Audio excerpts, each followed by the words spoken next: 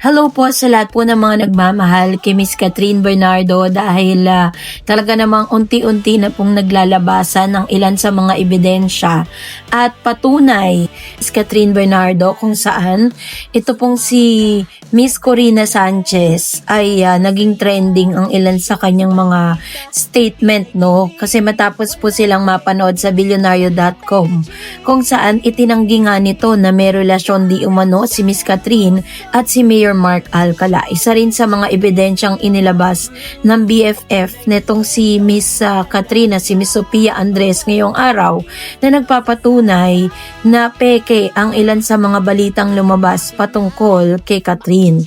So, ang lahat po ng yan ay pag-uusapan natin maya-maya lang. But before that, if you haven't subscribed yet to my YouTube channel, please don't forget to like, share, and subscribe at hit mo na rin ang notification bell for more updates.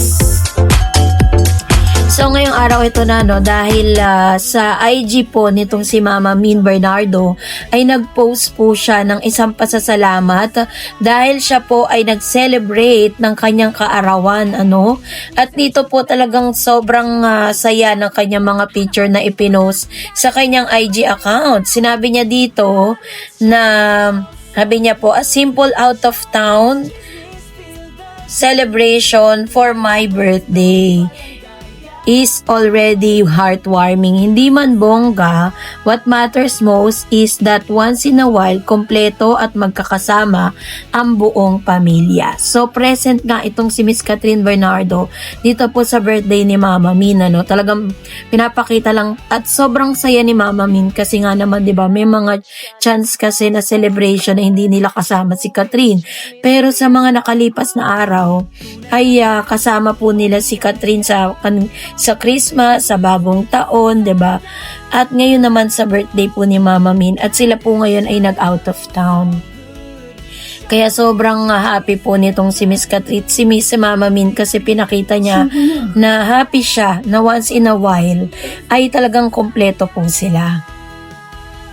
So, sa isang video po kasi na lumabas, ito po yung ilan sa mga, kahit ang dami pong mga naglalabas ang news about kay Miss Catherine Bernardo and Mark Alcala, ay si Miss Corina Sanchez na po mismo ang nagsalita patungkol dito. So ngayon, papakinggan po natin ang ilan sa mga naging statement dito ni Miss Corina Sanchez patungkol kay Miss Catherine at Mark Alcala. So pakinggan natin kasi baka ma-copyright tayo. So papakinggan na lang natin. It was posted po ito year 2025 tapos pinost din po ito ni Naisa Ibarra na isa sa mga solid fan itong si Catherine Bernardo na parang dinidebang po dito ni Corina Sanchez ang patungkol po sa relasyong Mark Alcala at saka Catherine Bernardo. So, pakinggan natin ito. Parang bagay sila. Wala pa soft launch. Wala pa.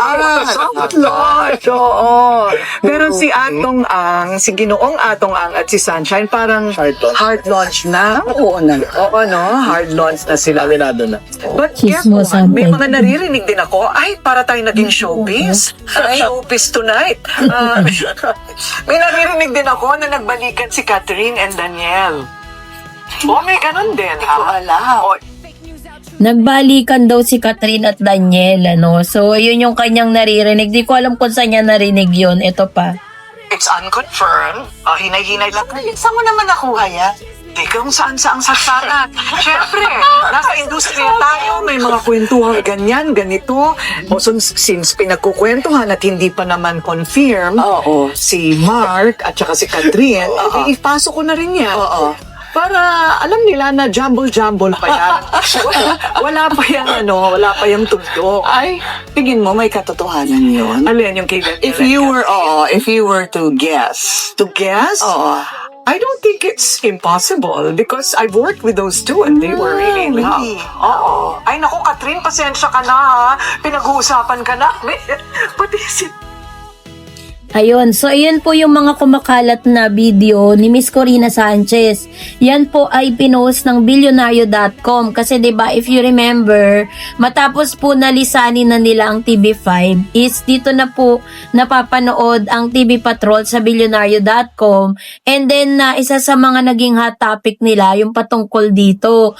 At isa sa mga nagmarka sa sinabi po nitong si Miss Corina Sanchez na ang relasyong Mark Alcala at Catherine Bernardo ay hindi pa po kumpirmado. Pero nung chinek ko po yung video na to, it was posted last sa June 18, 2025. Ilang buwan na po ang nakaraan nang lumipas nung ipinost po ito. Pero hanggang ngayon, ito po kasi yung talaga yung pinaniniwalaan ng maraming mga netizen na parang dinidebunk nito ang ilan sa mga chikang inilabas ni Christy Fermin at saka ni Ogie Diaz patungkol kay Catherine Bernardo. Kasi sa ngayon po kasi katulad po ng selebrasyon ng birthday po ni Mama Min, ni Min Bernardo, nanay po ni Miss Catherine.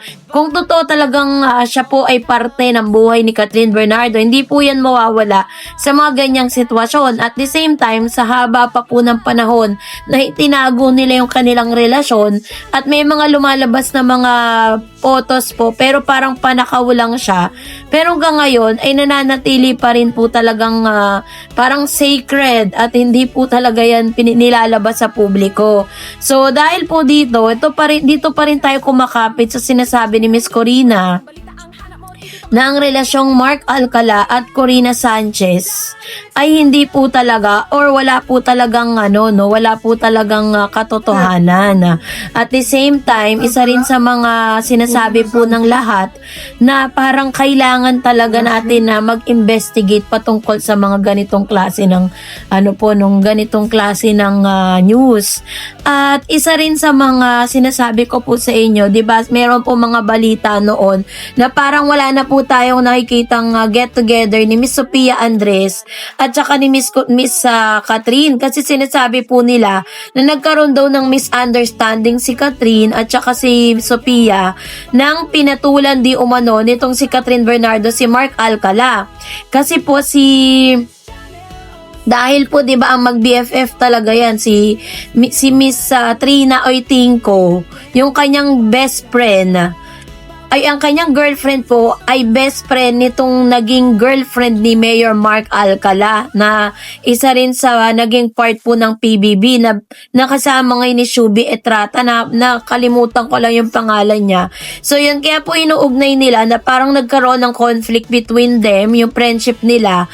At ngayon, parang hindi sila nagpapansinan sa isang party. Katulad po ng party po ni Dr. Ivy, na parang hindi sila ganun ka-close. Pero ngayong araw, ay nag-post po itong si Miss Sophia Andres ng photos and videos po ni Miss Catherine kasama ang kanyang anak na nakatagpa si Catherine. So ito po yung isa sa mga nagde-debunk dun sa mga chika na nagkaroon po ng conflict or nagkaroon ng awayan at nagkaroon ng friendship FO or friendship over between Catherine and Sophia Andres and Trina Oitinco dahil lang sa isang lalaki.